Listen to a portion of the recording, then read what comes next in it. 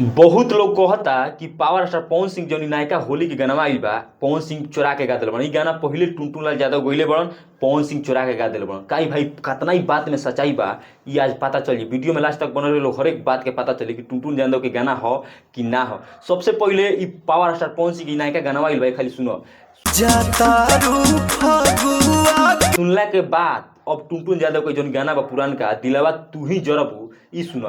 हमरा से प्यार कर। अब भैया दोनों में मिलाव, जरूर मिलाव, तू मिला के फैसला करो। काहे कि सोशल मीडिया पर हर एक जगह भौसड़ मचल बा कि पावर स्टार पवन सिंह टुनटुन लाल यादव के गाना चुरा के गा दिल बड़। तब भैया का हो गई, टुनटुन यादव पवन सिंह के कतना गाना चुरा के गइले बड़न, कोनो हिसाब बा? आ मान low power star Pawan Singh जौन गाना गइले बड़न तनी मनी मिलता जुलता बाटे, त का हो गइल भाई? देखो तनी कि फेसबुक पर भूचाल मचल बा कि पवन सिंह टुनटुन यादव के गाना चुरा के गा दिल बड़। त का हो गइल? का हो गइल? चुरा के गा दिल बड़न, तनी मिलता जुलता रही त का हो जी?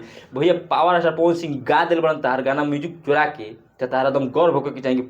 भोजपुरी इंडस्ट्री के king power star Pawan Singh तार गाना चुरा के गइले बड़न, तो एकरा से बड़ बात का रहे के चाहिए तारा के मर्दे? तू एकदम भसड़ मचीले बड़ा यूट्यूब पर फेसबुक पर जतना एकदम कि पवन सिंह ने भोजपुरी के शान कहलन कि हम केकरो लकीर पे चली ना।